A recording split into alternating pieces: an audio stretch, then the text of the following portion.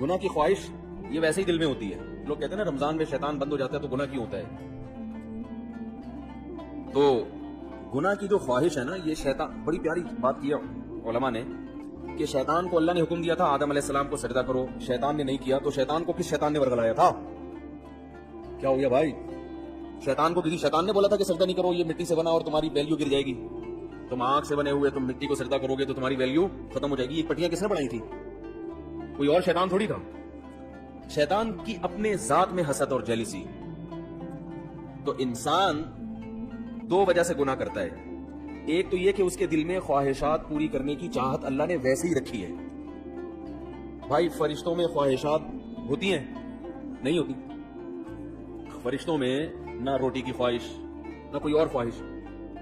تو اللہ نے انسانوں میں رکھی ہوئی ہیں. روٹی بھی چاہیے، صحت بھی چاہیے، گھر بھی چاہیے، گاڑی بھی چاہیے، عزت بھی چاہیے، بہت ساری چیزیں چاہیے کر کے وہ ایک طویل فہرست بنائی ہوئی ہے اس میں. سر پہ بال بھی چاہیے، یہ بھی ضروری ہے.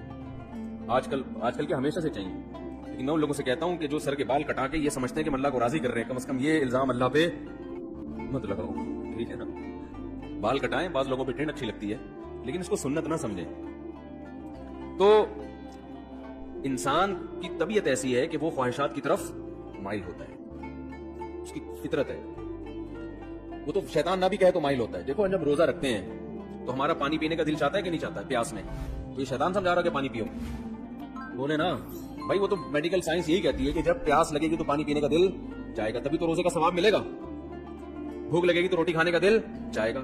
ہاں، اب مسلمان یہ دیکھتا ہے بھائی اللہ کی طرف سے اجازت ہے تو کھا لو، اجازت نہیں ہے تو نہیں کھاؤ. اب روزہ ہے تو اللہ کی طرف سے اجازت نہیں ہے.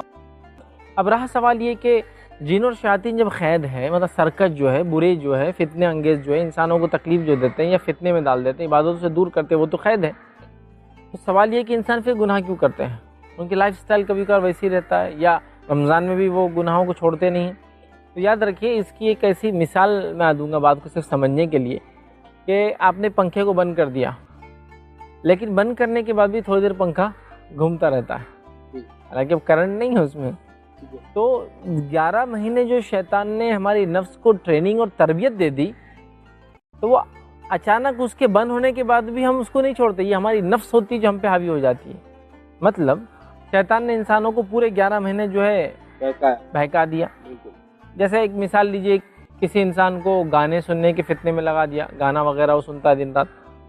رمضان آ گئے وہ بھی وہ سن رہا ہے، اس لیے کہ شیطان تو اب اس کو نہیں بہکا رہا ہے، لیکن اس کی نفس ٹرینڈ ہو گئی. 11 منتھس جو وہ گانے سننے کا عادی تھا، نتیجہ یہ اس کا نکل رہا ہے کہ رمضان میں بھی وہ اپنی نفس کی پیروی کر رہا ہے. حالانکہ شیطان وسوسے نہیں ڈال رہا ہے اس کو، اللہ نے وہ فضیلت دے دی، وہ فائدہ دے دیا. اور رمضان کی یہ بھی ایک فضیلت میں سے ایک فضیلت ہے کہ اس مہینے میں اللہ سرکت جنوں اور شیاطین کو قید کر دیتا ہے. مطلب وہ مخلوق جو انسان کو وسوسے ڈال کر بہکا سکتی ہے وہ بند ہے. حدیث میں آتا ہے والی چیز ختم، بہکانے والی چیز بند ہے. جیسے حدیث میں آتا ہے انسان وضو کرتا ہے تو شیطان اس کو بولتا ہے وضو ٹوٹ گیا تیرا، مطلب خیالات لاتا ہے کہ ہوا خارج ہوگی، وضو ٹوٹ گیا. اگر اس میں کامیاب نہیں ہوتا تو کبھی خیالات ڈالتا ہے اعضاء برابر نہیں دھلے ہوں گے، ایکسٹرا دھو لو. آدمی پریشان ہو کے ڈبل ٹپ مطلب 2-3 دن وضو کر رہا ہے. نماز کے لیے مسجد میں داخل ہوا اور اللہ اکبر کہنے کو ہے یا کہہ دیا، رکعت باندھنے سے پہلے ایک ایسا کام یاد دلا دیتا ہے جو بھول چکا تھا. اچانک ارے یہ کام باقی ہے نا. نماز کے اندر آ کے وسوسے ڈالتا اور بہکاتا ہے. ٹھیک ہے، یہ ساری چیزیں تو رمضان میں بھی پیش آتی. نہیں، یہ تو ہوا اس کا پہلے. اب رمضان میں اللہ تعالیٰ نے اس کو تو بند کر دیا، لیکن ہماری نفس ٹرینڈ ہے نا 11th منتھ، مطلب 11 مہینے نفس اتنی ٹریننگ پا چکی ہے شیطان سے کہ اب باقی ایک مہینہ جب شیطان نہیں بھی ہے تو وہ اسی انداز سے چل رہے ہیں کچھ حد تک. مطلب جس کو کہیں گے اگر غیر رمضان 100% انٹینسٹی ہے تو رمضان میں کافی گھٹ جاتی ہے، لیکن ہوتی ہے، ختم نہیں ہوتی. کیوں ختم نہیں ہوتی ہے؟ اس لیے کہ وہ جو نفس کو شیطان نے ٹریننگ دے دیا نیا اندر کی، اس کا نتیجہ یہ ہوتا ہے کہ رمضان کے مہینے میں بھی انسان سرکشی کرتا ہے. لیکن یہ رمضان کی بہت بڑی فضیلت ہے کہ اللہ تعالیٰ نے بہکانے والے کو، سرکش کو بند کر دیا ہے، جس کے نتیجے میں وسوسے عبادتوں میں خلل نہیں ڈال پاتا.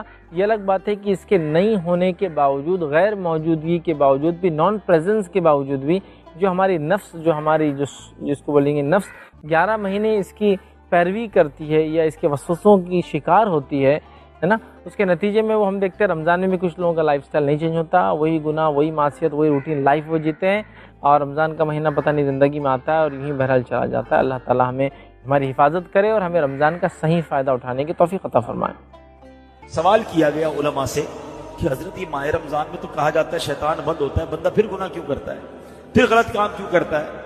तो बड़ा प्यारा उलमा ने जवाब दिया कि साइकिल पर पैडल मारो, मारते रहो तो चलती रहती है, फिर उसके बाद बहुत सारे पैडल मार के रोक दो, फिर भी काफी देर तक चलती रहती है। फरमाया 11 महीने शैतान ने इतने पैडल चला दिए हैं कि बाकी 1 महीने की बंदे की गुनाहों की साइकिल वैसी चलती रहती है। तो साइकिल रुकेगी कैसे जब ब्रेक लगाओगे? तो गुनाहों की आदत पर ब्रेक लगाना है रमजान में। रमजान में शैतान कैद होता है, तो जो हम रमजान में गुनाह करते हैं वो हमारा नफ्स करवाता है। तो इसमें नफ्स का और शैतान का कितना किरदार है। अगर नफ्स करवाता है गुनाह रमजान में, तो आम दिनों में भी क्या सिर्फ नफ्स ही करता है? देखें, आम दिनों में शैतान ने इतना जोर लगा के नफ्स को अपना शागिर्द खास बना लिया होता है कि अगर उस्ताद जी 1 महीने की छुट्टी पे चले भी जाएं तो कोई फर्क नहीं पड़ता। ये नफ्स एक ऐसा शागिर्द है जो अपने उस्ताद की गैर मौजूदगी में भी बड़ी ईमानदारी से अपना काम करता रहता है। फअल्हमहा फुजूरहा व तक़वाहा, ये अल्लाह ताला ने हमारी आजमाइश रखी है ना। ये हो ही नहीं सकता कि आप बिल्कुल पाको साफ हो जाए। अल्लाह ताला ने बुराई और अच्छाई का मादा हमें वदियत किया है। हाँ, एक एज हमें हासिल है कि ये जबरदस्ती हमसे कुछ नहीं करवा सकता, सिर्फ मशवरा देगा, खा वो शैतान हो खा वो नफ्स हो। आप अपनी अकल को इस्तेमाल करके इससे बच सकते हैं। सूरह मायदा में फरमाया गया है शैतान का हथकंडा सबसे बड़ा क्या है? इन्नमा युरीदु शैतानु अन यूक़िअ बैनकुमुल अदावत वल बग़ज़ा।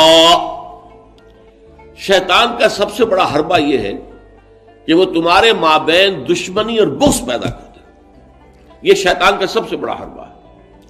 इंसानी अखुवत है, बिरादरी है, बहन भाई हैं, अब इनमें रखने डालना, शौहर और बीवी के दरमियान जुदाई कराना। ये आता है एक हदीस के अंदर भी कि एक दफा शैतान जो है उसके बहुत से कारिंदे उसके साथ जमा थे, हर एक अपनी कारगुजारियां बता रहा था, मैं ये करके आया हूं, मैं ये करके आया हूं। तो एक ने कहा मैं शौहर और बीवी के दरमियान नाचाकी पैदा करके आ गया हूं। तो शैतान ने उसे शाबाश दी कि तुमने सबसे अच्छा काम किया।